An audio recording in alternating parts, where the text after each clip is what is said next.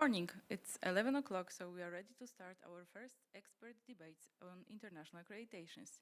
Today's debate is titled The Meaning of Accreditation for Business Schools, New Trends and Common Values. My name is Anna Jankowiak and I am Director of International Cooperation Center at Wrocław University of Economics and Business, and today I have a great pleasure to moderate this debate. Let me go very briefly through the agenda of our meeting. We have 5 speakers today. The first will be Professor 𝗏 𝗏𝗏, then I will invite Professor 𝗏𝗏 𝗏𝗏. The third person will be Dr. 𝗏𝗏 𝗏𝗏. The fourth will be Professor Barbara Sporn, and last but not least, Professor van Diesel. Every speaker has 20 minutes for the presentation, and after that we schedule half an hour of a questions and answer session. Nevertheless, our guests on Zoom, you can ask a question anytime, and then we will read it to our guests. Use the question and answer section. Okay, so let's start. The first speaker, I would like to invite Professor 𝗏 𝗏𝗏 from Wrocław University of Economics and Business. Professor 𝗏 𝗏𝗏 is a Vice Rector for Accreditation and International Cooperation. Professor 𝗏𝗏, the floor is yours. Good morning. Thank you very much. I cordially greet the estimated speakers. We are honored that you have accepted our invitation. Dear guests, common values are the foundation of dialogue between people and organization. I would like to show you our university as a place where common values are very important things. My presentation is connected with our way to excellence. The 2030 Strategy and International Development Plan are the basic documents that determine the directions of strategic development of Wrocław University of Economics and Business. The adopted Strategy 2030 is a response to new development challenges of the global economy. This requires defining the role of the university in creating a new model of the economy and in the world of VUCA and digital transformation, as well as defining our strategic intention. The International Development Plan of our university has been adopted in 2022. It's embodied in the values and priorities of the 2030 strategy. The main goal of the plan is to increase the competitiveness and recognition of our university in the international educational market. One of the important directions are international accreditation. Our mission, we create experts and business leaders by establishing an environment for the development of knowledge, skills, and competences of the future. We present also our vision and our values: community, trust, freedom, responsibility, modernity, excellence, and entrepreneurship. WUEB on the road to international accreditations, which we started in 2015, we have a lot of challenges connected with international accreditations. Today, after 7 years, we have a lot of new international accreditations, and we are in the process in AACSB accreditations. The fundamental values in our strategic documents are common to all international accreditation process. The main international accreditations connected with Wrocław University of Economics and Business are international accreditations CIMAN, EQA accreditation, AFMD Global, connected with two directions, finance and international business, and AACSB. We are a proud member of those organizations, and our cooperation with CIMAN, AFMD Global, and AACSB are very important for us and for our community, not only at the university, but also in connections with our absolvents and with entrepreneurs, which are cooperate every day. But if we are talking about accreditations, they have a lot of benefits for us. Benefits for WUEP related to the accreditation for business school are self-assessment. The accreditation process required a self-assessment, including critical reflection and results in improvement actions. The second one, self-improvement and continuous improvement. International accreditations contribute to the improvement of the management process of the university, which affects its development. The process of preparation for accreditation is a process of self-improvement. It includes monitoring, evaluation, and improvement of all aspects of the functioning of the university. The possibility of a regular reaccreditation makes the improvement process continuous. The next one, networking and benchmarking. University membership in the accreditation organization gives unlimited access to knowledge and enables the exchange of experiences with university staff around the world. Being inspired by solutions related to university managers successful in other countries is very beneficial. The next one, staff development. International accreditations enable universities to be distinguished in the educational market. They are an excellent factor that attracts the best students and researchers. Very important benefit are research projects. Accreditation makes the university more visible in the world and encourages other research units to establish cooperation. For example, in the area of international research project. And innovation teaching methods. It's also very important. New teaching methods are based on cooperation with other universities, the use of active teaching methods, and interaction with the students. But international accreditations give us a lot of challenges. Challenges for Wrocław University of Economics and Business related to accreditation for business school are resistance to change.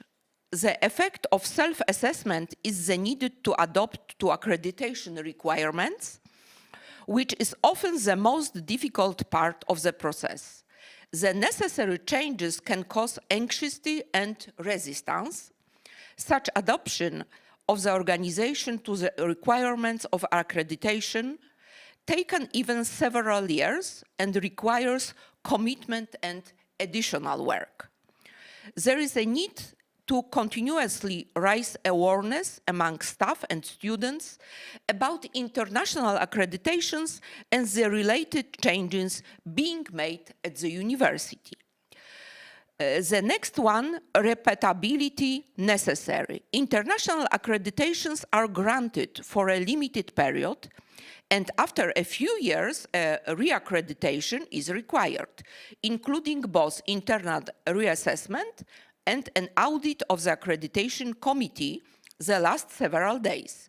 This means the necessity to constantly adapt to accreditation requirements in all areas of assessment. And turbulent surroundings, universities, especially public ones, function in uncertain conditions and are influenced by social, demographic, political and economic phenomena.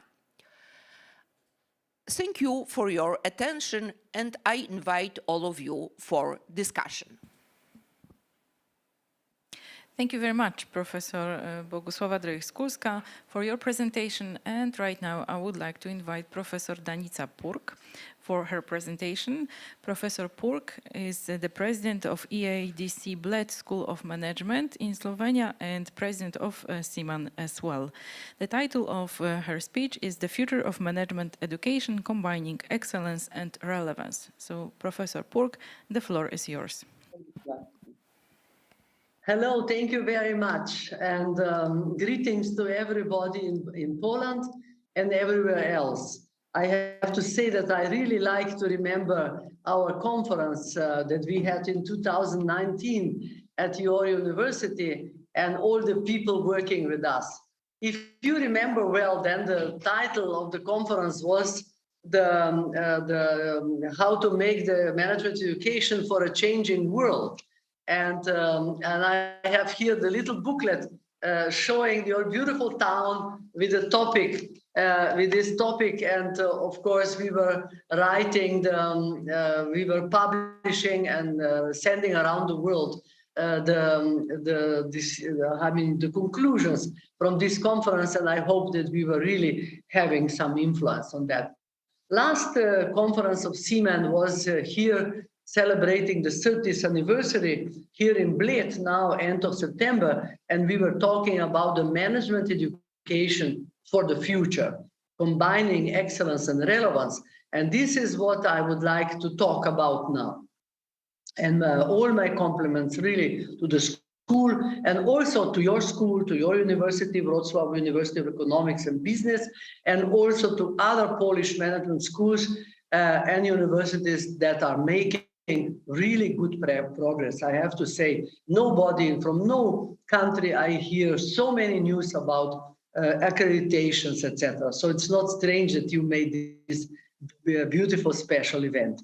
Thank you for that. So my suggestion or my conclusion would be that new times need new management schools, and new management schools need new educators and researchers. And we have to talk about that, how we come to this. And so I believe that times, if I talk about new times, times are never completely new. The word renewed covers better my thoughts about this topic. So it's renewed, in fact, but it doesn't sound so beautiful as the new times. So we talk about geopolitical, financial, technological changes, to increasing challenges concerning climate change, migration, energy requirements, and production. So all this, is changing, and we need to change too. We have to find the ways to increase our capability to react on these changes. Our flexibility must, but most of all, our creativity to find our way in this complex world. Creative is the name of the game, to be creative. And it is a responsibility on all educational levels and of all educational organizations to prepare people for the new times. How do we prepare them? And of course, we shall say some words about that. And our responsibility is to offer excellent and relevant education and research for companies and their managers and business leaders. Key words in business models are very different for the past. So we are talking about the shift of paradigms. And the profit is not as an aim, but as a condition to fulfill the needs of the company, the stakeholders, and the society. The company as an integral part of society, not as a standalone system, only responsible for its own development. So we have to consider it more, as I said, as an integral part of society. And sustainability as a mindset issue, a quality mark for products and services.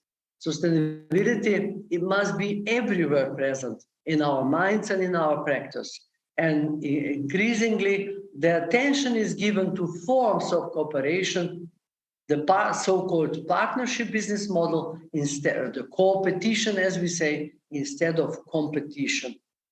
Business is a work model, as we were used to say. So this concept of excellence and relevance can be found on many pages of companies' annual reports, not only in our fantastic booklet, what we published, Manifesto, you know, but we can see it in the companies, in their documents, and they are being reviewed by investors on their policies concerning business ethics, diversity, and inclusion. However, they are not all prepared for these changes. The same is true for many management schools and faculties. And that's why, if they want to be excellent and relevant, they have to go through the fundamental changes. The responsibility of management school is therefore to contribute to the society by developing managers and business leaders who can execute their leadership tasks in the best professional way, with the motivation to contribute to a better world for all stakeholders and society. And in order for schools to be able to contribute, it will be necessary to develop excellent and relevant teaching and research that is able to cover all the mentioned topics in the integrative ways. More research is necessary to analyze the processes of creativity and to develop tools to enhance creativity amongst business leaders. So we see that the future of management schools is to focus on social prosperity, eradication of poverty, and working for peace, not only for profit. And educators have to be able to integrate the functional topics into holistic context. And the focus of education has to move to personal development and topics developing the right side of the brains. You know, the right side of the brains is more to be sensitive, is sensitivity, is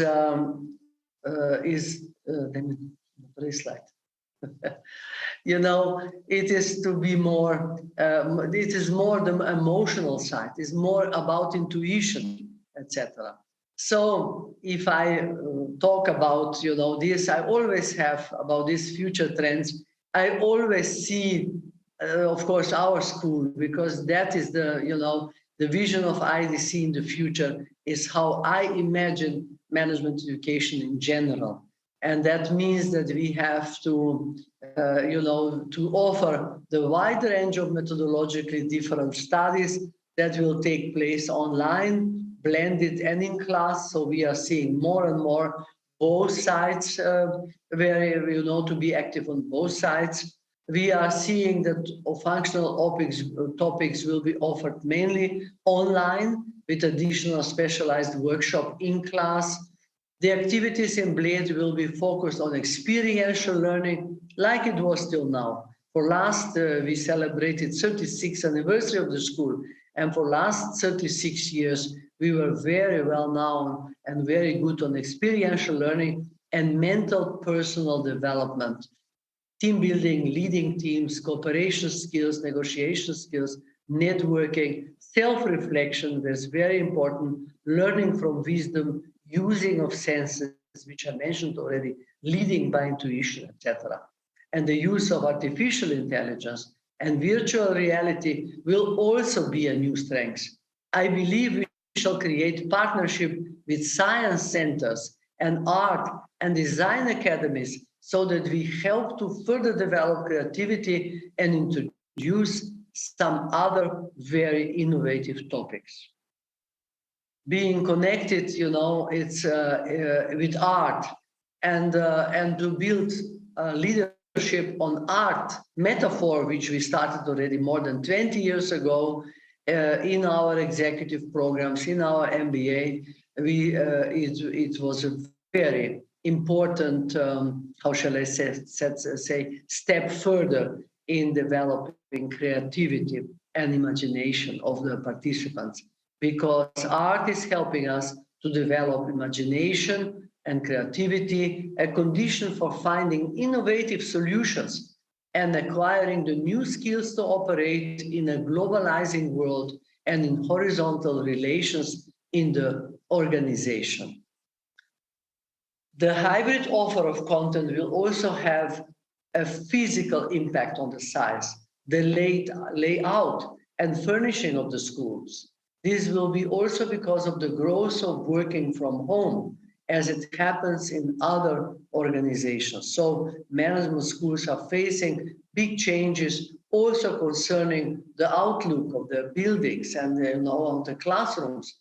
Like our school looks as an art gallery, as an environment prepared for reflection and learning from the arts. In the future, schools have to offer conditions that are a mixture of luxury hotel and a convent.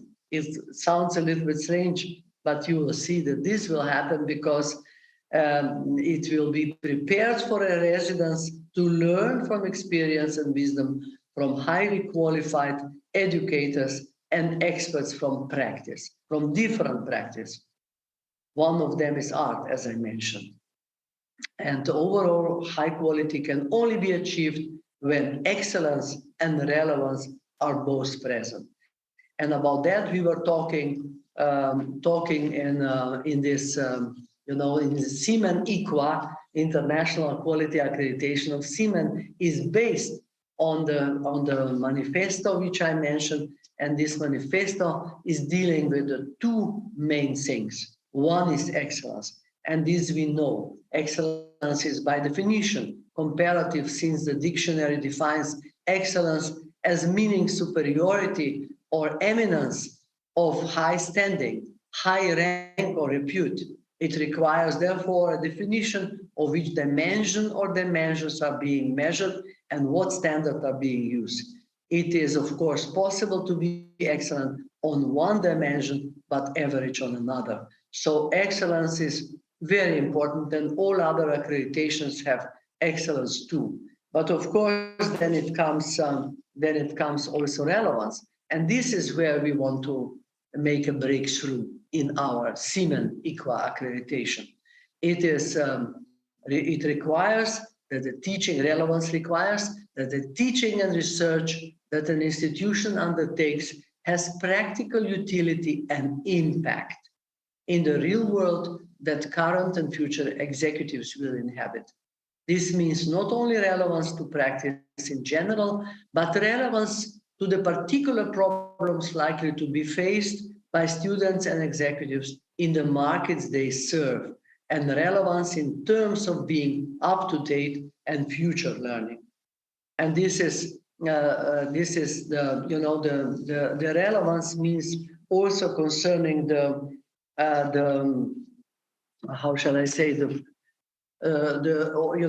future of concerning politics and concerning the geopolitics, etc., because it must be on one side very much locally oriented, but on the other one also oriented in the connected with the world, with global situations. So I would like to tell you also that we are doing a lot concerning to prepare people, also professors, for that. And that's why we have already for years International Management Teachers Academy, where we have 710 graduates, and we are more and more talking about this relevance and making subjects relevant. And we are also having all kinds of other seminars like a 3-day workshop, Leading the Way in Management Development, where we prepare people, not only peer reviewers, but also the schools for being excellent and relevant. This is where I see the future of management education. So I thank you very much for your attention, and I'm looking forward to listen to all other colleagues who will, from other accreditations, who will make certainly more specific descriptions of their work. Thank you. Thank you very much, Professor Purk, for the interesting presentation. And right now I would like to invite Dr. 𝗪𝗺 𝗪𝘀𝗠, the Executive Vice President and Chief Officer for Europe, the Middle East and Africa for AACSB International. Dr. 𝗪𝗀𝗠 will present AACSB Principle-Based Accreditation Standards Embracing Societal Impact. The floor is yours. Thank you so much. And to my friends and colleagues at Wrocław, I want to thank you not only for hosting this thought leadership dialogue, but I want to thank you as representative of our many members across the great country of Poland for your deep commitment to supporting our friends and colleagues from Ukraine, now in residence in Poland in the millions, and for all of your support of these refugees and disrupted friends, and all of the guidance and assistance that you are providing them. It is profoundly impactful. I also want to say how grateful I am to join colleagues from the university, colleagues like Danica, and we're very honored every year to participate in Simon's extraordinary thought leadership initiative, and colleagues like Han van Diesel, who is one of the great thought leaders among business educators globally, but who has also committed time, talent, and treasure to mentoring schools on behalf of AACSB worldwide, and the great impact that Professor van Diesel is having in helping these schools on their unique mission towards high quality, driven by continuous improvement. I have no slides, so I'd like to share with you some thoughts, if I might, about AACSB generally, and then the direction of our 2020 principles-based standards and what that means. Let me share with you, we are just finishing the end of our 106th year as a nonprofit member organization committed to the highest quality and continuous improvement in faculties of business and economics and schools of business around the world. And when I say around the world, I truly mean that. I'm speaking to you today from the Association of African Business School Conference in Canary Islands, the closest spot in Europe to the continent of Africa, and joined by 100 plus colleagues from Africa for this important event. We also, as I mentioned, have had deep relationships with Simon, with our friends at the Baltic Management Development Association. I was just last week with my colleague from Amsterdam, Ehsan Zakri, at the Association of Arab Universities, where we signed a deep and profound memorandum of understanding to support them and their 450 members. We've had a great and extensive partnership with the Good Governance Academy and with the South African Business School Association, both in Johannesburg. And these partnerships indeed represent the breadth and depth of our relationships globally. And we're very honored to have these, because as an NGO, we are small and we rely on these partnerships to support our members around the world. And speaking of that, today, we have over 1,750 educational members, that's business schools, faculties of economics and business, around the world now in 110 countries and territories worldwide.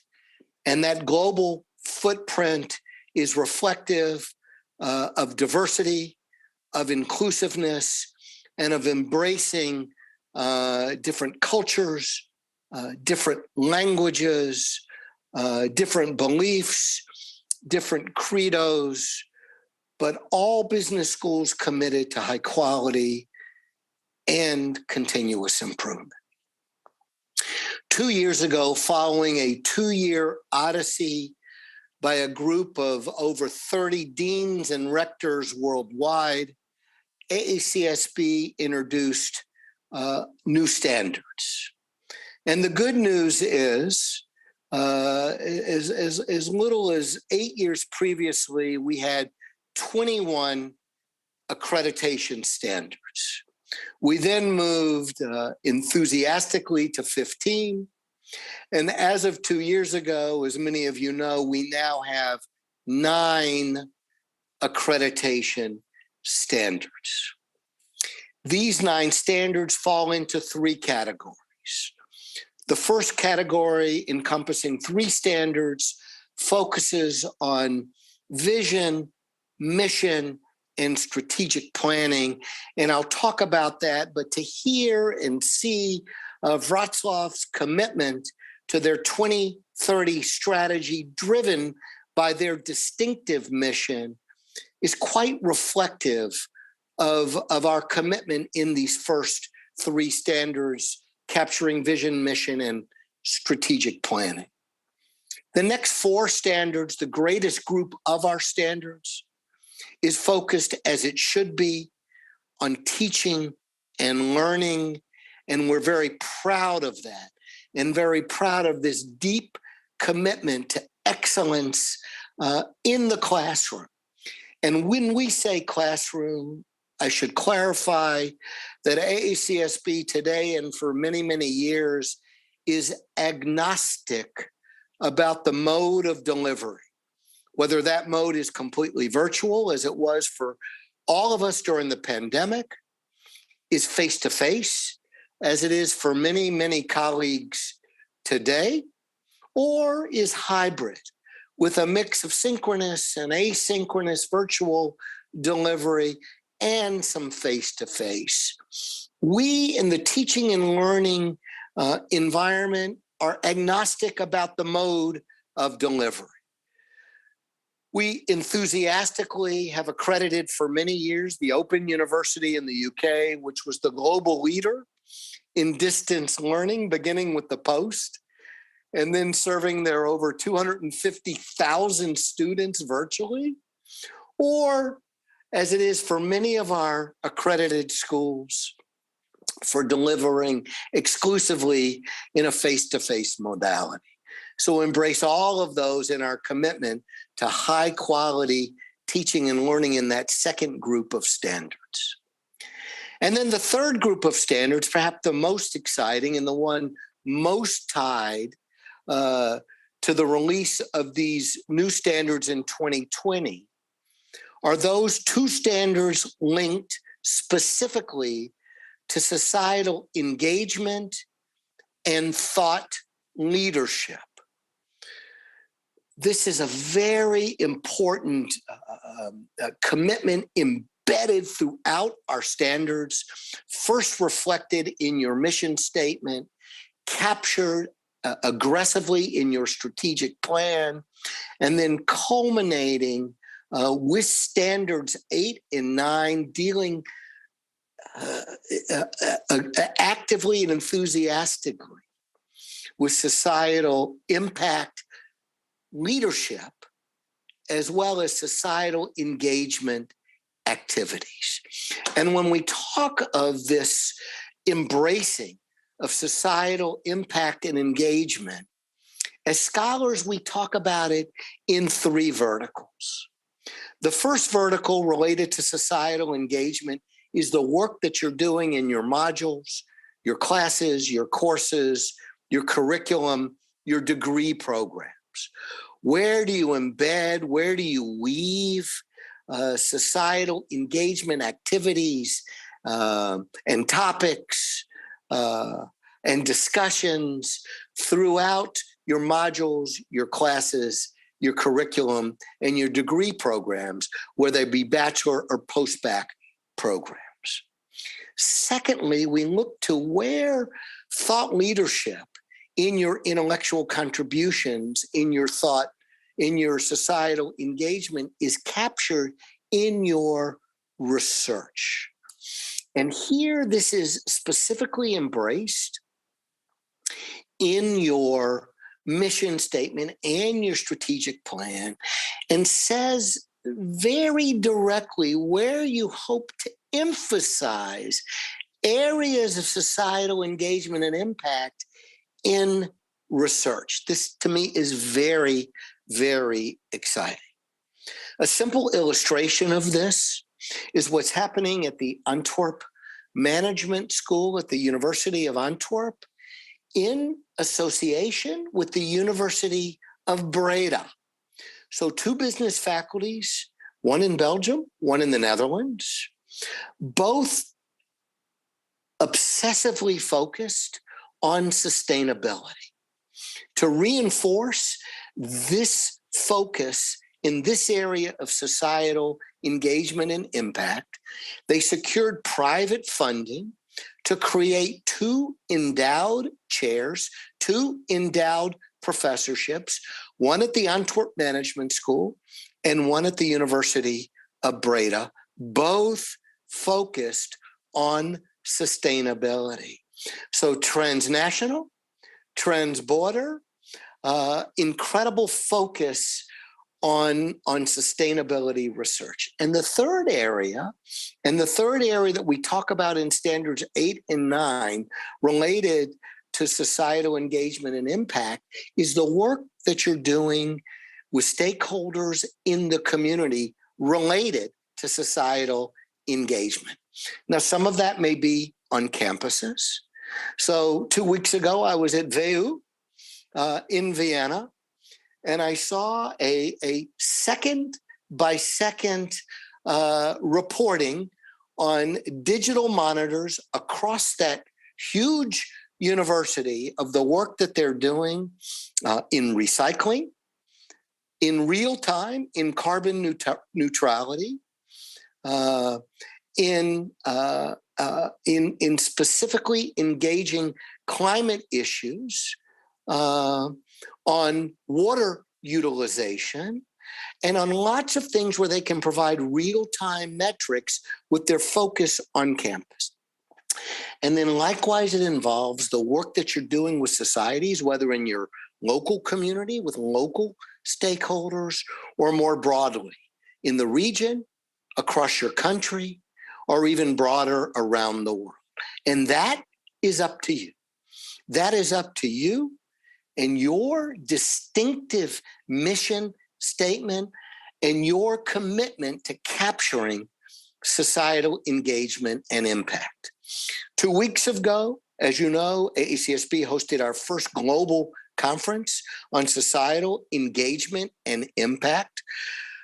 Close to 300 colleagues from around the world gathered to talk about models for capturing societal engagement activities and data and information and other modalities that schools and companies are using to tell their societal impact story. What we've seen is many of these stories are tied around the United Nations SDGs, and that is certainly one appropriate way for schools to focus their energies. Now, certainly not around all of the SDGs, but the handful that are relevant to your school. Many schools, likewise, in the SDG arena, are one of close to 1,000 prime supporters of United Nations Principles for Responsible Management Education prime chapters on their campuses around the globe, and working very closely, as we do, with UN Prime as well, and think that's an incredible way to engage students, professors, and professional staff in societal engagement initiatives as well. And so very, very important part of that. So in the short time that I have remaining, let me discuss this notion of principles-based standards. As I said, In the 106-year history of AACSB, we've changed standards through a vote of our accredited schools. And now I should mention we have 970 accredited schools in over 60 countries and territories worldwide, very diverse, large and small, public and private, bachelor's only delivering, and post-bac only delivering, and everything in between. But the new standards really, for the first time, embrace this notion of a principles-based orientation to the standards. Now, what does that mean? It means for the first time in a century, we have many, many fewer rules, many, many fewer tables and statistical reporting requirements. And for the first time, we allow our member schools in the accreditation journey to tell their story in a peer-to-peer context. Schools like Wrocław will compare themselves with peer, comparator, or what we call even aspirant schools, schools that they wish to look like, that look like them. And they'll identify 5 to 10 of these and benchmark their performance across each of our 9 standards, not with cast in stone rules and regulations, but with a principles approach to meeting the standards. And will tell their story of high quality outcomes that truly reflect their ability in their context in Poland to meet those standards. And we think that's incredibly refreshing and important. Likewise, the standards now embrace a great enthusiasm for internationalization, for global partnerships, for dual degree, double degree, top-up programs, franchise programs, twinning programs, global alliances across our member schools and others worldwide. Because we think this absolute devotion to internationalization is part of a high quality business education today. And we're very, very excited about this. And the 2020 standards embrace in a very flexible manner these partnerships and alliances with schools regionally and across the globe. Within this principles-based mindset, we collectively embrace 3 foundational beliefs. And these are a continued belief in the power in our business schools of innovation, of impact, and engagement. And we believe these pillars define great business schools, small or large, public or private, rural or urban, worldwide. And we think it's very important that this embracing of innovation says you're constantly creating entrepreneurial ventures at your school, which means sometimes we have to learn as faculties to fail fast because not everything is successful. That's okay. You wipe your hands off and you say, what have we learned from this? And then you move on. And then engagement, we believe with the business and governmental communities is absolutely essential. Why? Because we believe the best business schools in the world operate at the intersection of theory and practice. And that engagement and that opportunity to allow students engage and professional staff to engage and professors to engage with business and governmental entities makes for better business schools. And then, as many of you know, we celebrate impact. And we look at that in your strategy work, in your teaching and learning, and your research. And very important for great business schools today to capture and define impact both quantitatively and qualitatively.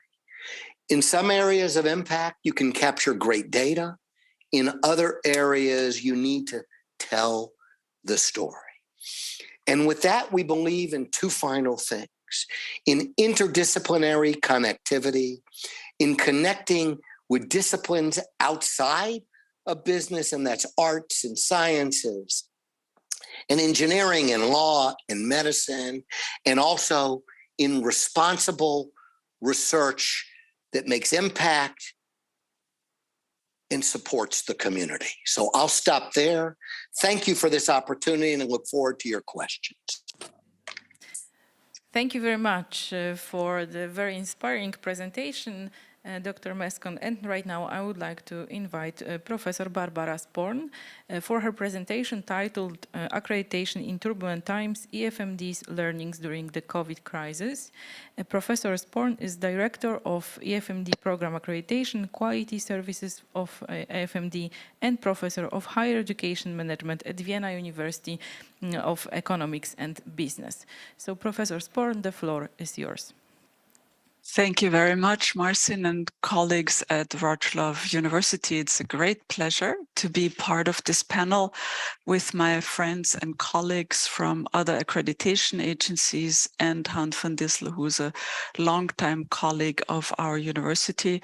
And thanks, Tim, to you for giving praise to my home institution, the Vienna University of Economics and Business, and what all we do in the area of impact. I really appreciate that. And it was a long journey that we came to. I maybe can say a few words of self-promotion. If you have not seen a quite modern, architecturally engaging campus, come and visit with us.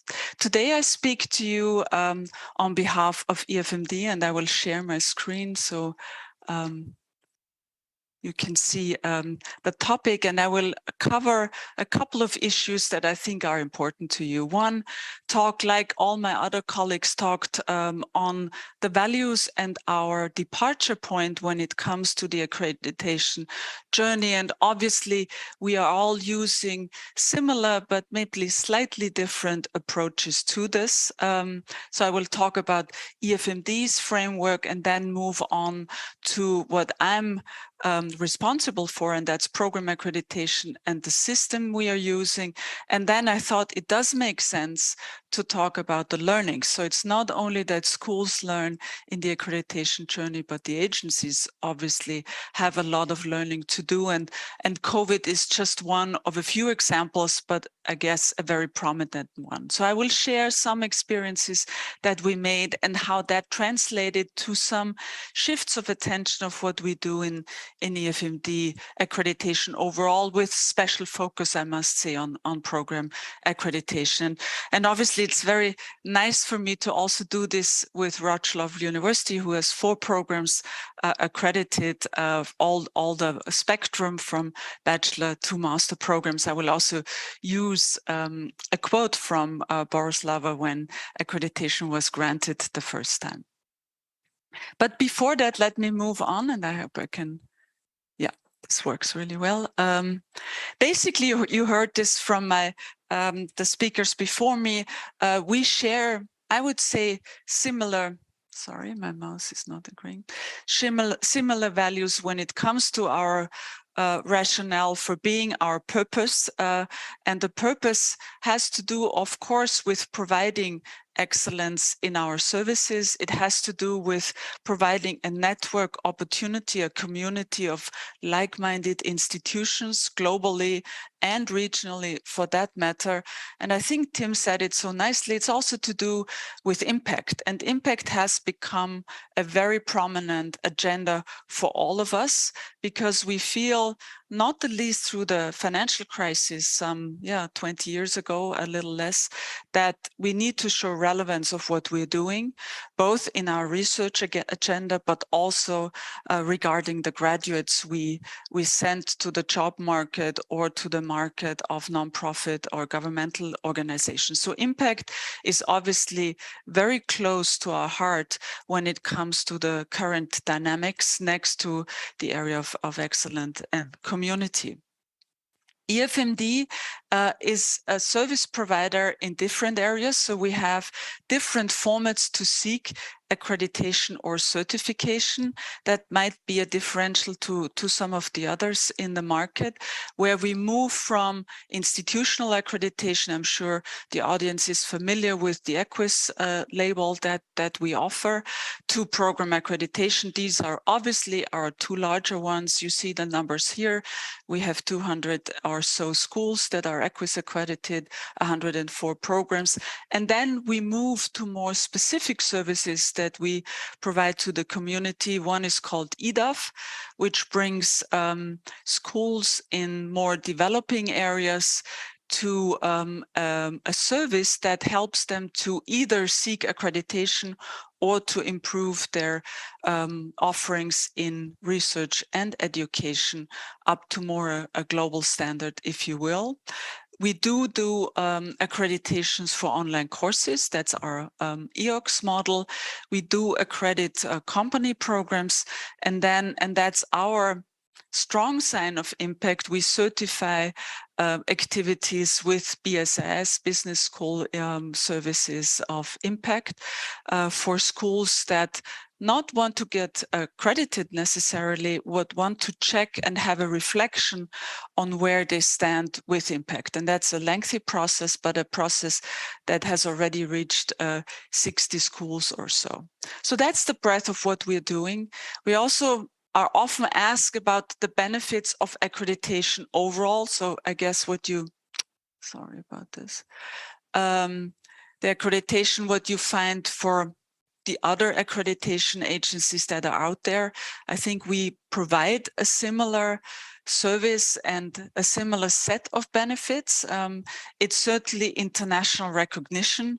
We sometimes talk about the Triple Crown. Maybe the Triple Crown is added value through a Siemens accreditation and others that are maybe national in the market. So this sign of excellence plays a big role.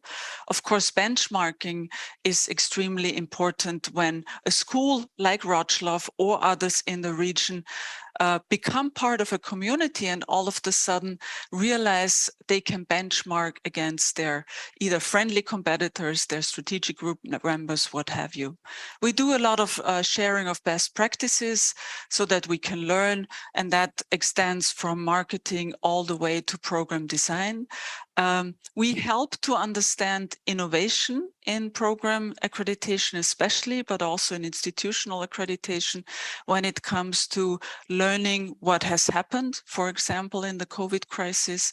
And it's a continuous improvement rationale or philosophy, if we will. And I guess we all believe in that because, as we know, accreditation is not a one-time event, but it's a continuous journey. And once you become part of the club, you're part of a journey to constant quality improvement. And I think we all believe in that.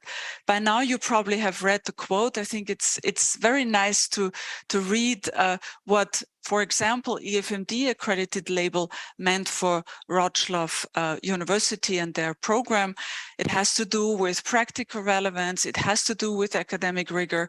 It obviously has to do with internationalization. But last but certainly not least, what we call ethics, responsibility, and sustainability play a huge role. We talked and you heard about underpinning criteria. Again, for 𝗪𝗡𝗐, there are these 4 areas that play a major role in all the frameworks that we do, in all the 8 areas of accreditation that you just read. That's certainly respect for diversity. We believe that we need to look at each program and each institution from its idiosyncratic nature, understanding its mission, its part of where it is in the world, the strategy, obviously, and from that angle then do the evaluation either on an institutional, a program, or a course level. The international dimension and the connection with practice are, of course, very important factors when it comes to 𝗪𝗡𝗐 accreditation schemes. As you know, we always have a corporate reviewer also present in the visits that we do.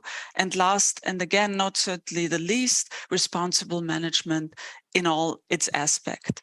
Now, a practical example what this means for our scheme, and I brought one of them. Of course, these schemes exist for all the different types of accreditations that we have.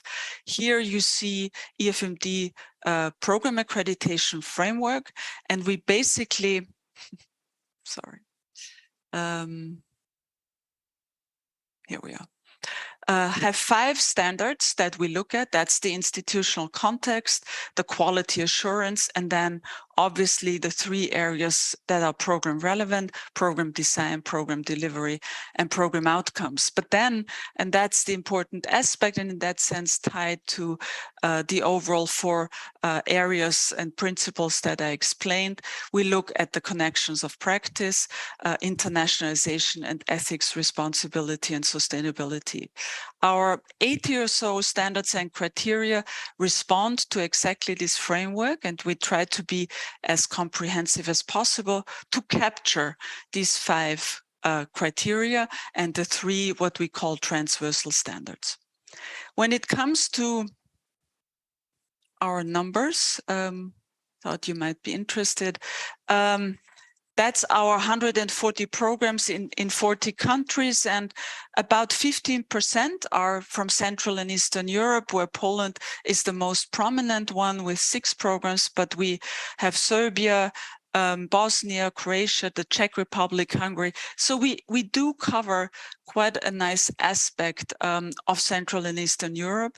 And overall, Europe is still the focus of our program accreditation scheme, with more expansion when we look to North America or Asia, and lately also Central and South America.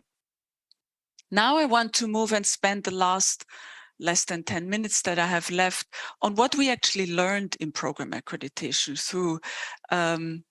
through the COVID crisis and the often used phrase of the new normal. And the new normal, I tried to break down into what we see 3 areas that are most affected. One, obviously, is program delivery, where we see a lot new formats that we have to take into account when it comes to accreditation. Then, of course, the area of internationalization and especially student mobility and the formats connected to that.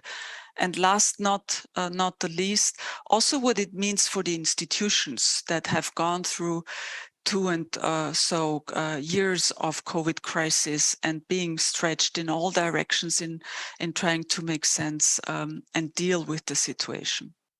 When we look at the delivery, obviously there has been a shift, and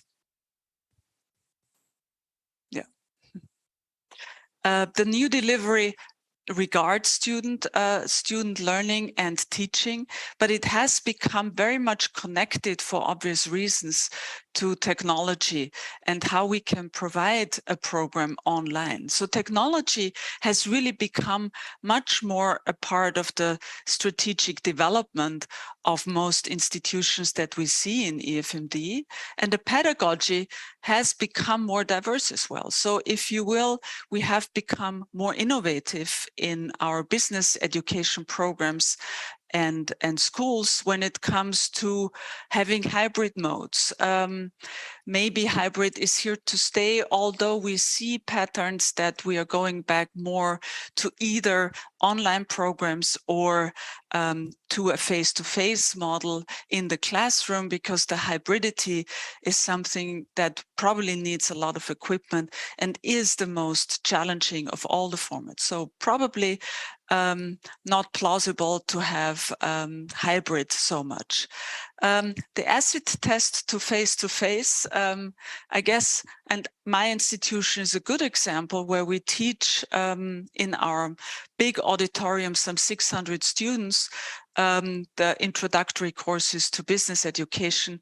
Probably these are the challenging formats where online could really help us. So we will probably see a reform of a large bachelor curriculum that has not hybridity in a course, but throughout the program, where some courses are developed online and others have their old face-to-face model with an innovation in the pedagogy altogether. What is an interesting challenge is ILOs in different channels. how do we assess online learning with intended learning outcomes? How do we assess, for example, group activity in a hybridity mode? So we are still exploring in our formats how that can be best translated. And last but certainly not least, also faculty competencies. How much are we prepared to teach in an online setting, whereas the PhD is still the one qualifying category, and we probably need more than that. So we see a lot of discussion, and we do see what now the term seems to be a metaverse. So we are, and this meeting, I think, shows it very well. We are moving in a space that is virtual, and we have to get used to sticking to that tradition and see what of the learnings can be translated in this new reality that we have in business education in our schools. So that's to the delivery. Of course, there's also, and I'm sure Professor van Dilsen will talk about this, what is internationalization meaning in these times of the new normal? And there's certainly a reinterpretation of the term. If you look at some of the GMAC data, you can see that we see a bit of regionalization. And by that we mean students in Europe kind of move between countries, but they stay in the region. You see a similar pattern in Latin America, for example. So regionalization could be the new normal of internationalization. Students also want to get more of a regional flavor in their programs rather than going very far away without really knowing the product that they are getting at this other institution.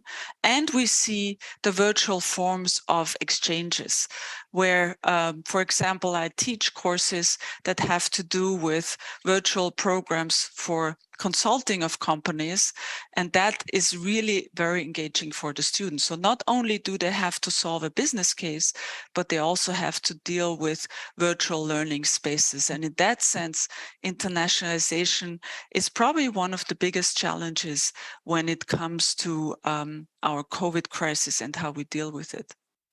Last but certainly not least, the facing of institutional challenges. Of course, the COVID crisis hit us in a time where probably other areas were as demanding, not the least budgetary constraints.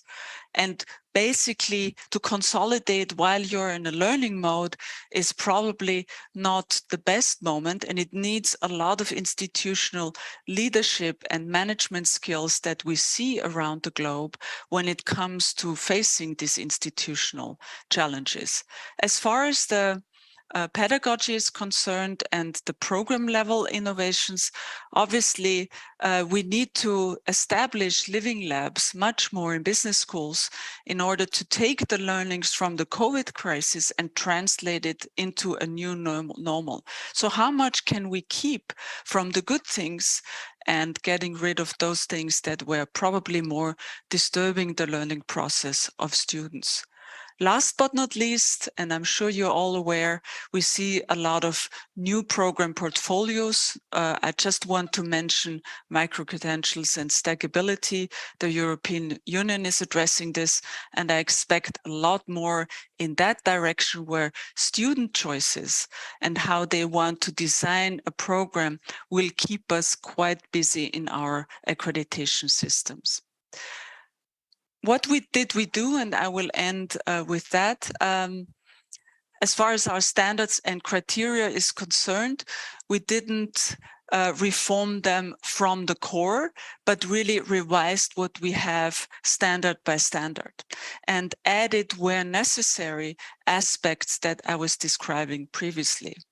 So as far as digitalization is concerned and the prominent role it played in the COVID crisis, we added aspects of digital competence in the program design area, in the program delivery area, and obviously in the outcome area, all the way to strategic concerns. So that's our institutional context when it comes to digital context, digital competence. As far as sustainability is concerned, we did do a thorough revision in all aspects, all 80 criteria that we have, and added the area of social impact, ethics, responsibility, where need be, where we probably had ground to cover. And if you look at the standards today, that's a very prominent area that we all very much believe in. For the internationalization part, we offered a lot more opportunities for our schools to report on different formats. I just want to mention the 𝗀𝙀𝙈 format, I'm sure you're aware of that, or virtual exchanges of all formats. With this, I just want to stop with the role of accreditation in a crisis mode that we have all been. I think, sorry about this. I think we all can provide for you as schools and programs a point of reference, a point where learning can be provided.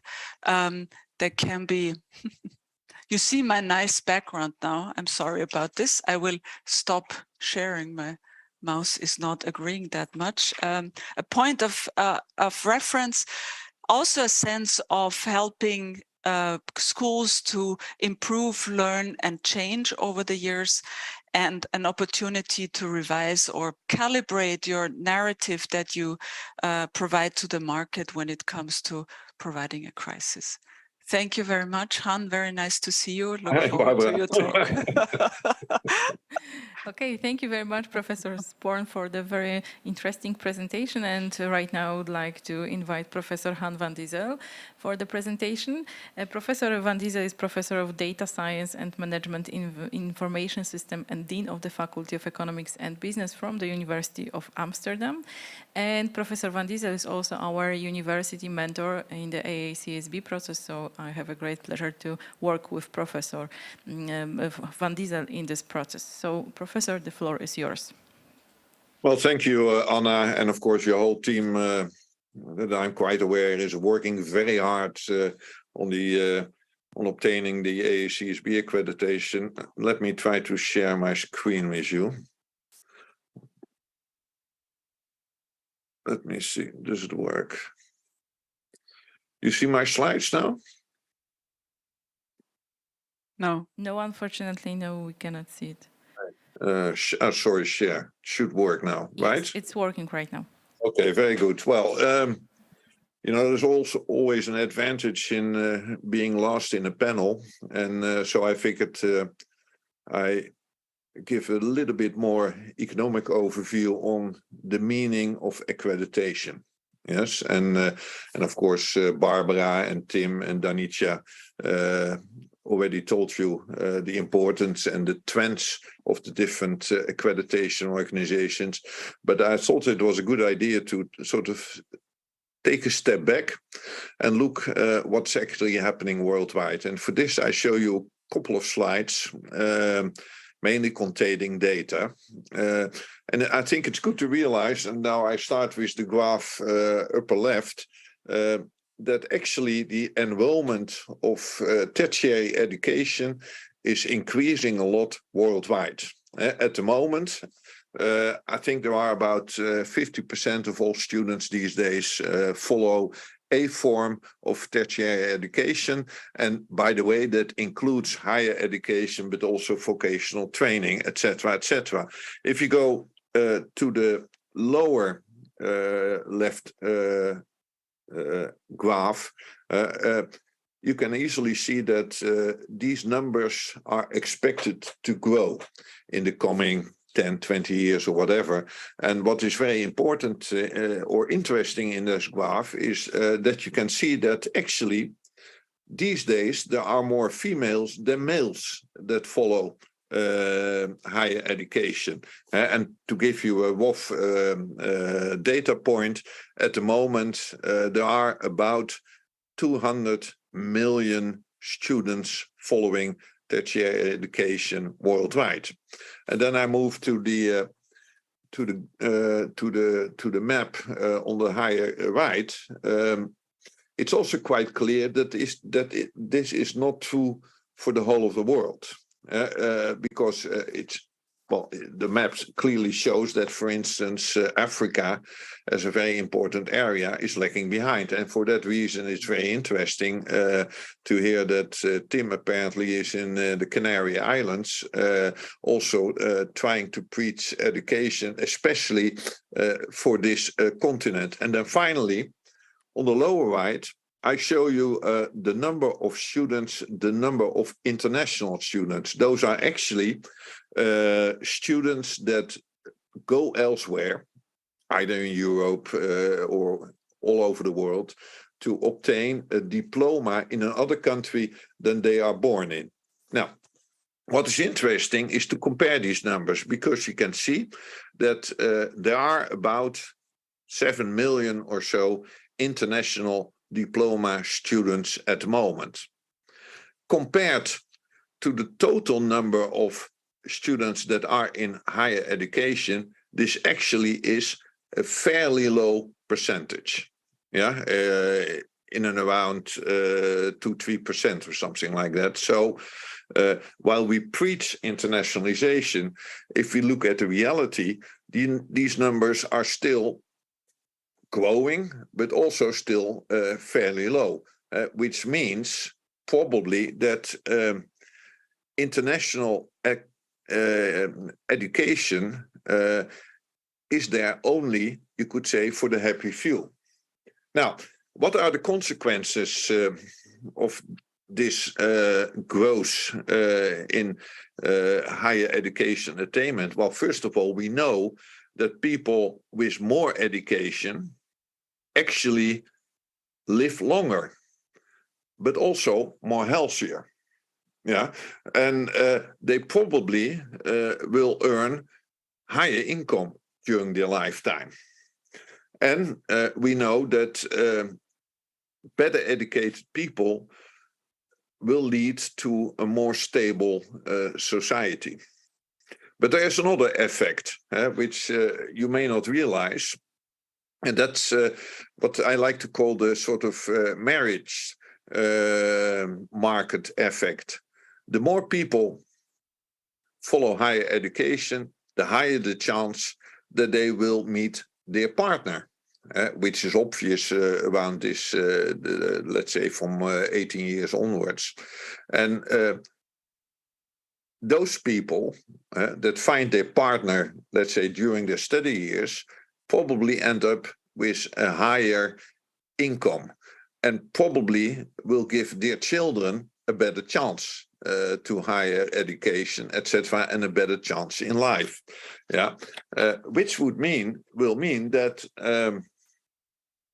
the fact that more people follow higher education also will increase the divide between those that do not have that chance and those that have that chance. So the more people we educate, the higher the inequality in society will become. And I think that's good to realize. And then, of course, if you talk about higher education, oh yes, the next question is, what drives it? What drives the internationalization of higher education institutions? Well, I think it's quite clear that the fact, and then of course Europe is a clear example, and the Bologna process is a clear example, the fact that we more or less standardized our higher education systems decreases variation, but also makes it easier for students and also staff to move to other countries, and standardization basically increases mobility of staff and students, but also of competition. And an important additional factor is, of course, the fact that we, especially, I would say in Western Europe, we see all sorts of demographic pressures. The fact that we deal with a grayer population basically also means that we have a larger need for labor, and therefore it is of interest for our societies to actually internationalize our higher education systems. And of course, there is an additional factor which simply has to do with the fact that, for instance, for obtaining large research grants, we move more and more from, you could say, national granting schemes to international, or in our case, of course, the European granting schemes in Horizon 2020, but also in the ERCs and what name you. And we see that if you look at internationalization and why do universities want to internationalize, of course, the main driver is really status and prestige. While at the other hand, for students, it's about, you could say, a comparative advantage in international and labor markets. Now, if I take a purely economic perspective on what it means to internationalize, it's, you could say, predominantly good news. But it is not good news for everybody. You could say that, well, because of larger higher education markets, there's simply a more efficient allocation between students and whatever university they want to study at.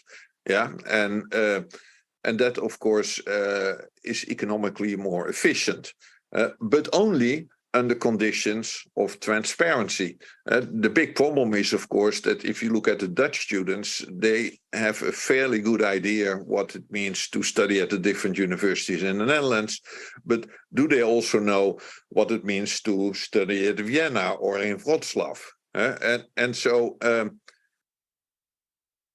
larger education markets have to go together with transparency in terms of that I know what to choose from.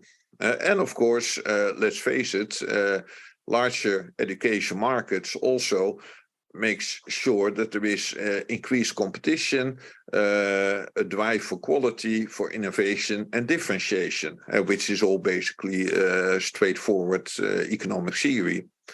There are a couple of other effects.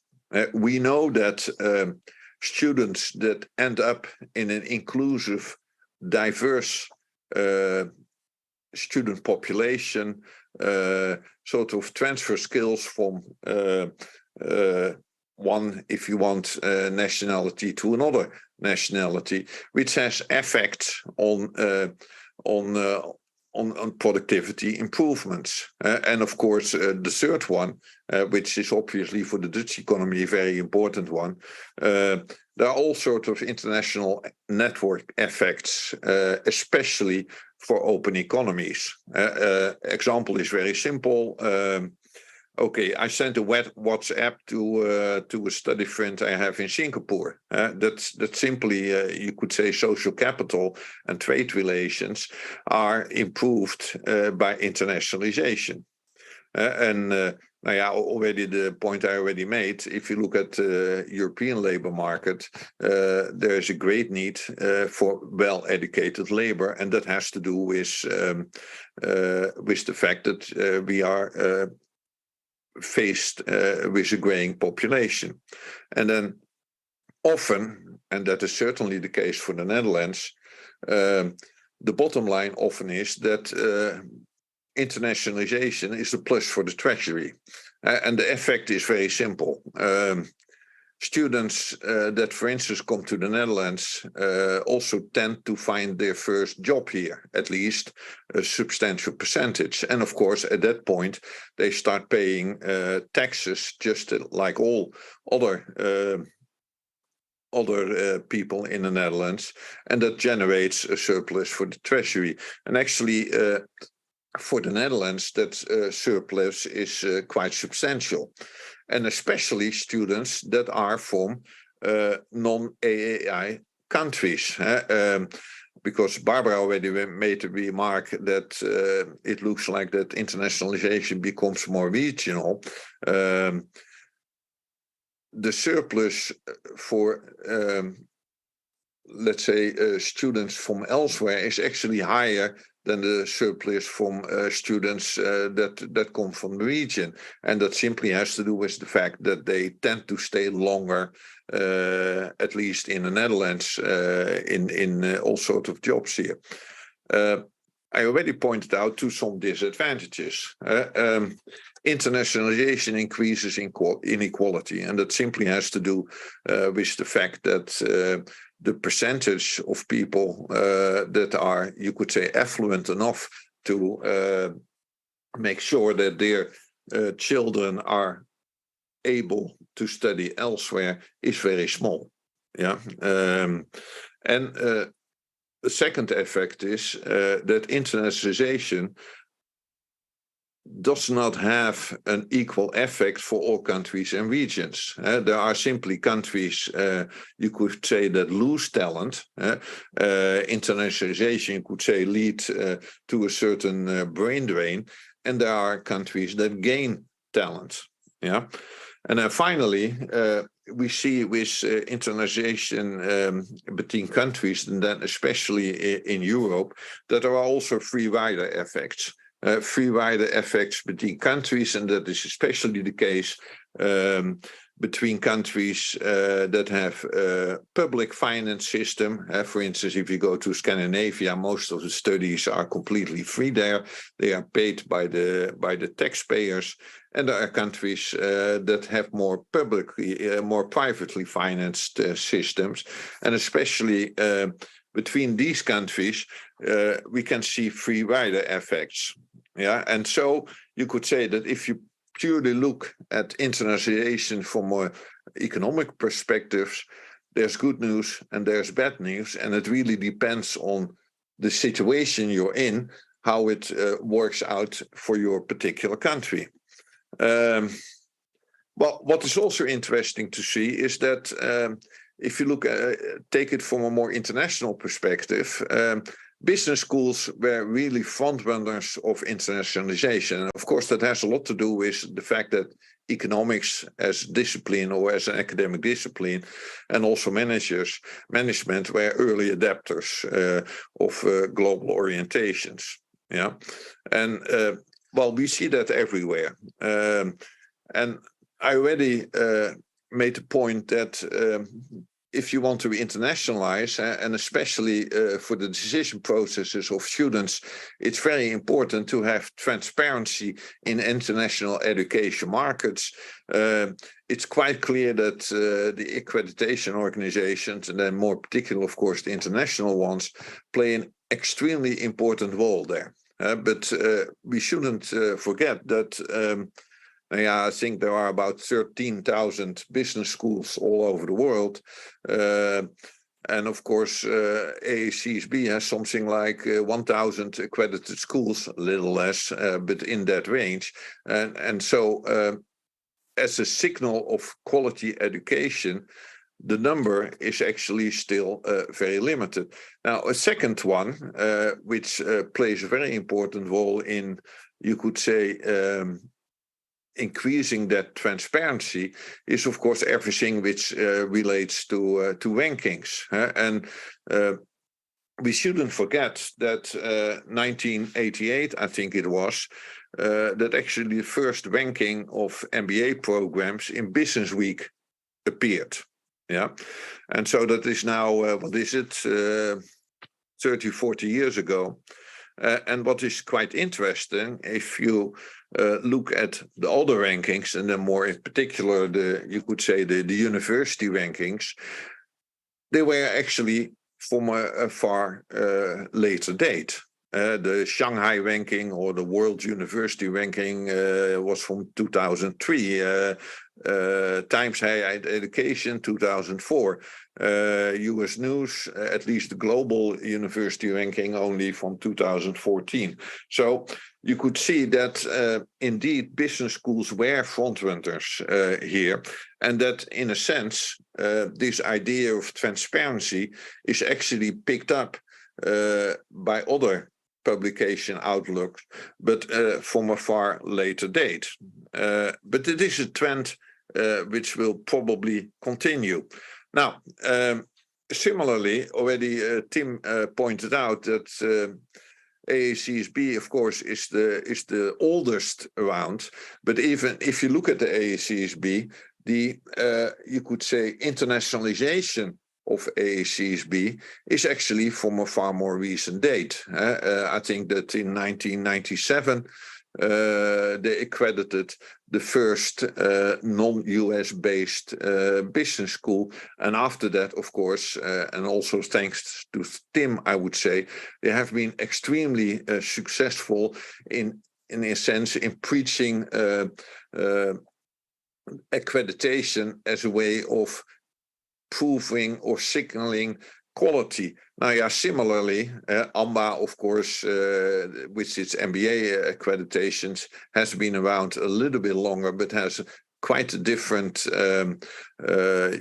you could say, history behind it. And of course, also 𝗂𝗏𝗍𝗪 and 𝗖𝗏𝗄𝗏, they're also not around that long with their accreditations, but they play an extremely important role in making this transparency on the world market of higher education and supporting that with their quality improvement thing. Well, and of course, as far as rankings is concerned, well, I don't think I have time to go into detail on these things. I just point out that, yes, rankings on the surface play a very important role in creating transparent higher education markets. But if you look at it more in detail, with a more, well, you could say a more critical academic perspective, well, there's a lot to say about rankings.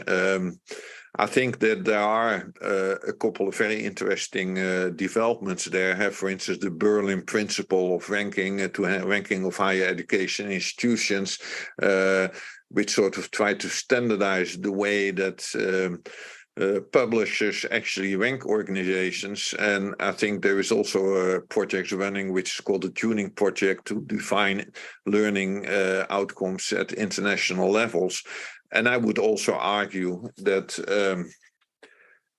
it would be a good thing that, for instance, if more independent organizations like UNESCO, OECD, European Union, and I'm aware of the fact that there have been some initiatives, but the reality is that so-called transparency in quality of higher education is certainly preached by ranking organizations, while at the same time, I think you can have a lot of criticism there. What is very important, and I think I'm nearly there, 2 more slides, is that, and I think we've heard that from Barbara, from Tim, from Danica, that accreditation organizations more and more take a normative position to stimulate business schools to contribute to the resolution of societal challenges. And I think that that is a very important development. Mind you, ERS, as it is called in AQuIS, but also Standard 8 and 9, where Tim was referring to, I think are very important developments to help business schools to actually take more normative, if you want, societal role. I think that's a great development, and we should continue there. But they also want to point out a couple of things to everybody. First of all, if you talk about accreditations and then especially the international accreditations, you should always realize it's a reallocation of resources in the sense that it simply costs time, efforts, and sometimes a lot of efforts, which of course has to fit with the ambition of a business school, but it also takes resources away from teaching and research. A second point I want to make is that although accreditation organizations, I'm sure, will not totally agree on this point, accreditations, international accreditations also run the risk of, you could say, the McDonaldization of business schools. And the McDonaldization, that's of course a term from the well-known social scientist George Reacher. That basically means that we run the risk that if we're not careful, and of course there are certainly differences between the different systems, that we all start looking the same. And that's not surprising because we all, in a sense, have to fit the different criteria. Another point I want to make is that today, it's very difficult to find a business school who does not, at its landing page, preach sustainability. But there is something else. There's a difference between preaching it at one hand and what faculty actually does. Because I think it's already pointed out before, it takes actually time to change a business school. And so I would say that at the moment we see a lot of greenwashing of business schools. It will be very difficult to find a business school who doesn't claim that he or she has shareholder rather than stakeholder perspective, that he or she doesn't abide to the Sustainable Development Goals of the United Nations. But my finance professors are still doing very similar things as they did, let's say, 20 or 30 years ago. Which may not be surprising, but the point I would like to make is, yes, we see these developments where accreditation organizations take a more normative position in what they do, but it takes time to actually learn to walk the talk. And I think we see that all over.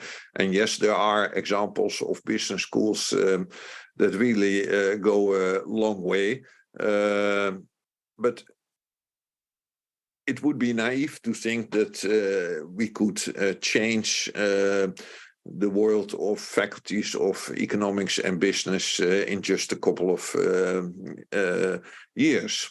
And what I personally find very interesting, I'm not sure whether you're aware of it, that is the recent impact rating of the Times Higher Education, where they basically try to map, both in education and in research, what the different schools do, or different universities actually do, towards these Sustainable Development Goals. And that, I think, is a very interesting development. And then a final point I want to make. We're all aware that, for instance, Financial Times, etc., all the rankings are very much driven by monetary values in the ranking of the business schools. Basically, it's about ROI.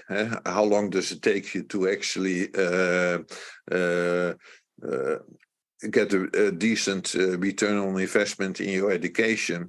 And I think that the moment they basically rank business schools on the basis of societal values rather than monetary values, there would be a great stimulus to actually change in the direction of taking a responsible, rigorous and relevant stance in business education. And I'm very glad that accreditation organizations have taken a lead there.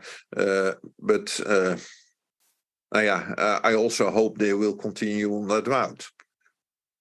Thank you. I took a little bit too much time, but... Thank you very much, Professor Han van Diesel, for your interesting and inspiring presentation. So that was the last presentation for today, and right now I can open the questions and answer session. The first question will be asked to Professor 𝗏𝗏 because she is leaving us in a couple of minutes, so this question will be asked by Professor Bogusława Drejskulska. Professor 𝗏𝗏, you talked about new normal and regionalization instead of internationalization. So do you think that we should rearrange the target group of candidates, or it will be more natural process? I'm certainly not on the normative side on this. The new normal really has to do with the reality we are seeing in different contexts around the world. So I think it's more a practical way of addressing the problems that came up through COVID. And it also depends on, in that sense, program objectives of how international you want your graduates to be or to be exposed to. And that can be regional, it can be global, it can be international. So it really has to do with the strategic fit of your program or your institution, how you define international. We do see some, as I said, regionalization trends, and Hans also showed this in the numbers as far as student mobility is concerned. Thank you very much. And one more question to Professor 𝗏𝗏. What are the best practices of business schools if we are talking about, for example, team building skills during the pandemic time? That's a tough question to ask on top of my head, because I would have to look at our databases. There, we have 79 standards, as I said. This soft skill training is certainly one, and I would have to look. I can't give you, I couldn't give you any name. But what we see is, again, through the COVID crisis, a lot has been invested, because the online format is so challenging that soft skill development in an online setting has been on a huge agenda for many business programs, all in our community, which is, the numbers I showed you. I can't give you any institutional details on top of my head. Okay, thank you very much. We have a question from the audience, Bożena Pera.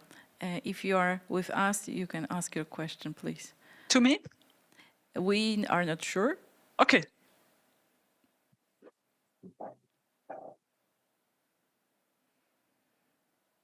Okay, so maybe, okay, yes. Are you here with us? So sorry, I didn't give any questions, so it was a mistake, sorry. Oh, okay, no problem. Okay, thank you. Okay, so right now I would like to ask some question to Professor Danica Purg. You mentioned about art gallery. It's a quite interesting concept, and would you please explain this concept in more details, and also how to implement art in a business school's operation?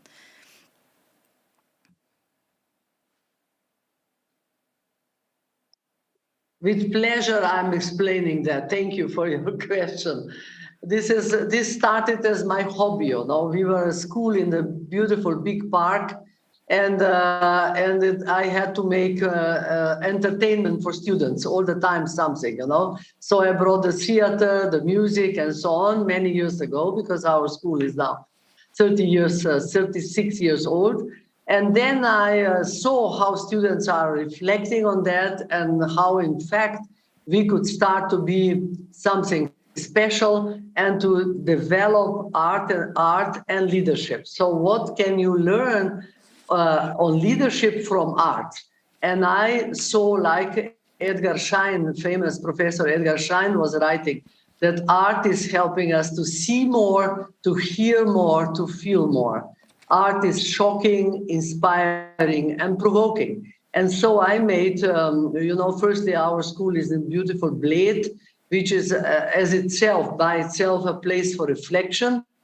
Then, the school is also very beautiful architecture, like in Vienna, what you heard, and I have seen it sometimes. That is really inspiring. And so I said to myself, then we shall make also an art gallery school, out of the school, the art gallery. So we have about 200 paintings in the school. It's not like American schools that have separately art gallery, but we have art gallery in every classroom, everywhere, in every corridor, etc. And we have also, then we started to develop programs. And we have, of course, very many artists coming. And then we have a leadership professor who is guiding all this, and showing to students, but they see that more and more by themselves, but also to make some conclusions, like how can you become better communicator by conducting the choir or conducting an orchestra, how you can develop the eye contact, through the eye contact, the relationship with them, how you can design, make together some beautiful pieces of art through the visual, through making a painting, etc. So there are many, many ways that you can use art and let people think and feel and reflect on that. And we have a subject which is probably unique in the world. What you can, where professor is, I'm giving now examples because people usually don't imagine, professor who is showing and explaining the history of art, through the history of art, different styles. Then he comes to these different styles in leadership, showing like 20, 30 pictures of the most important leaders in the world, and then students are discussing which kind of leadership style. Like, for instance, Gothic style is a very disruptive style. It's very different from the others. And so who is a Gothic leader and so on? And then, it comes the final stage of this lecture. It comes, who are you? And then the students are talking about themselves.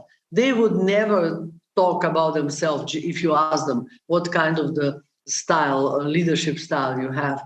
And this is like a big preparation for that. So this is, how we do it.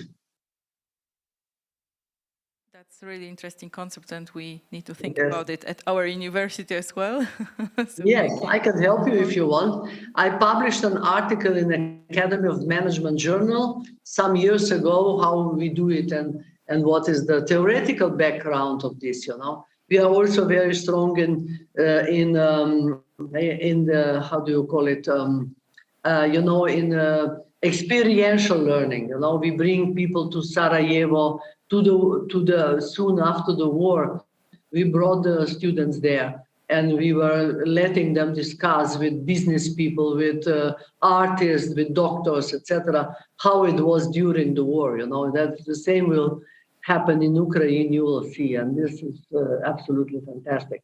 But if you allow me, I would just like to mention one thing, because I didn't talk too much about our accreditation. I would like to mention that we are now having a research, gender equality through accreditation. And there are also some Polish schools collaborating. There are 5 schools doing this. We have, it's not only art, we also have to bring more equality to the management education. And we are doing this through the, through the research, through the research, how we can do that through accreditation, like how we can do more innovations through accreditation, how we can make a pressure on faculties and universities, how to become more sustainable, because we don't give them accreditation if they are not teaching this subject, if they don't teach ethics in, etc. So, and there is one ranking which is called WURI ranking, World Universities Real Impact. And this WURI ranking is really taking care to not to have this what Hans van Dissel said, you know, how Financial Times has this monitor, you know, first criteria is finance, second criteria is finance, third criteria is multinationals, etc. We need new rankings.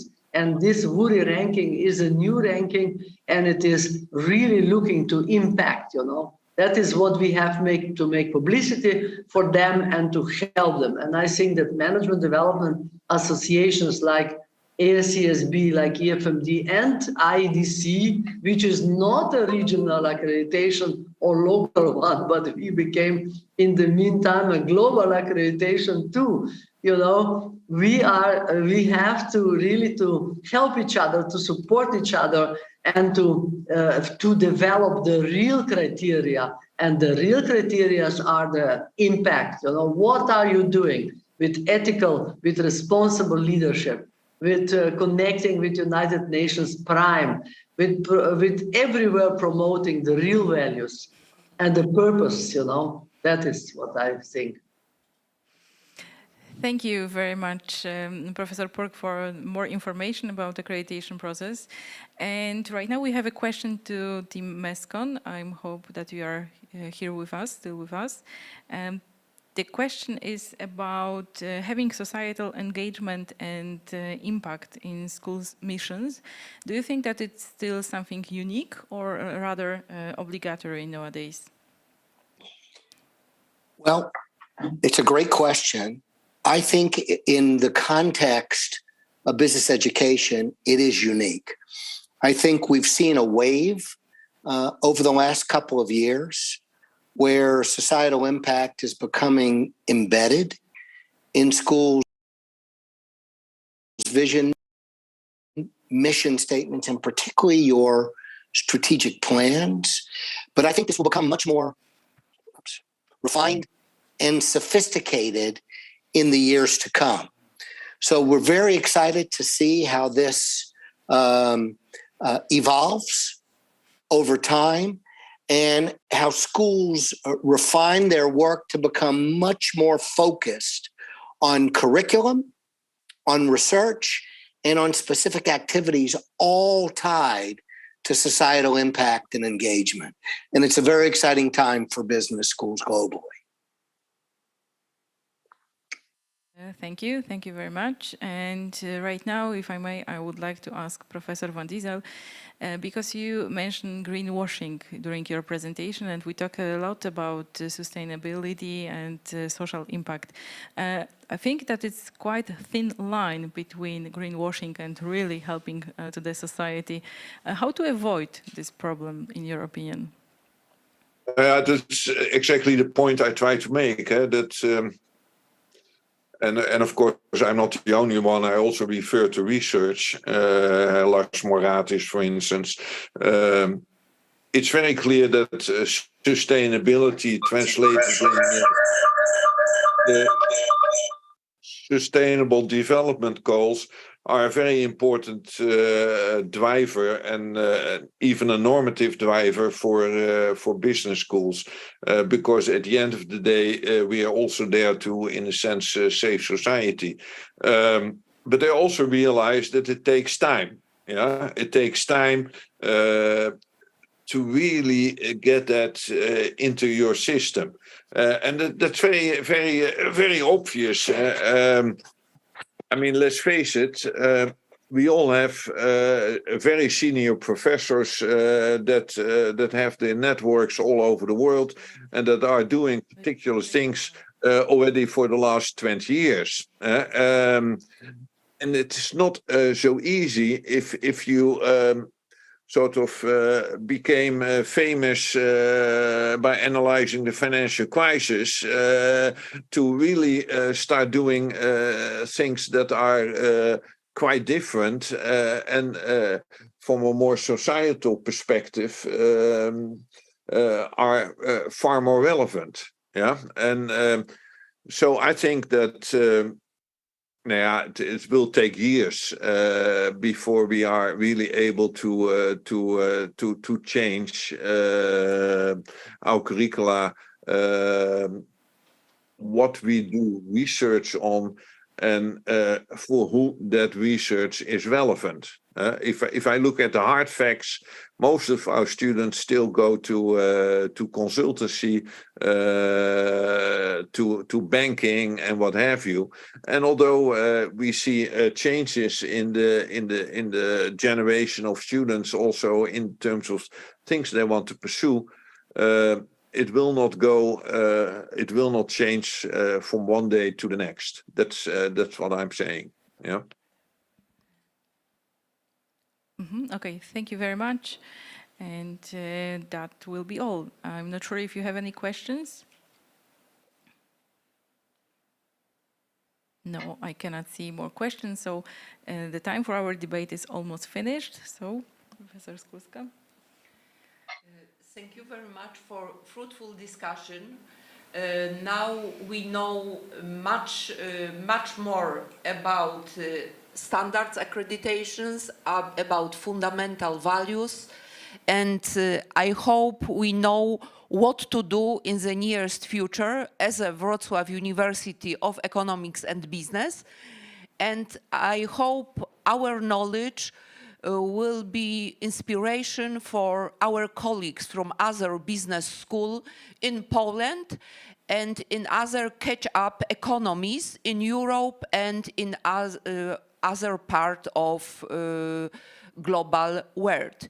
We would like also as a university a common platform for new discussions about new challenges connected with international accreditation processes, not only for business school in Poland, but also for business school in other neighbor economies in Europe and in newcomers.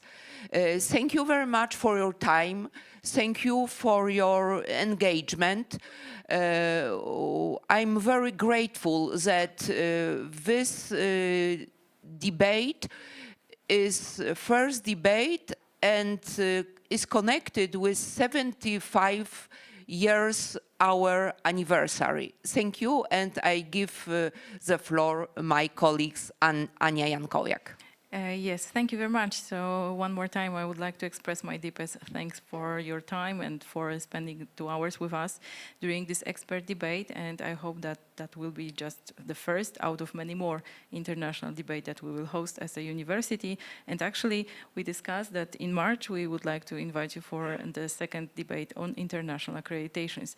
So one more time, thank you very much. Thank you for taking part in our debate also on Zoom. And I hope to see you soon. Thank you very much. Thank you very much. It was wonderful. Thank you. Thank you. Thank you very much. Congratulations for the great idea. Bye-bye. Thank you so much. Bye. Thank you. Such a wonderful discussion. Nice to see everybody. Nice to see you. Thank you. See you.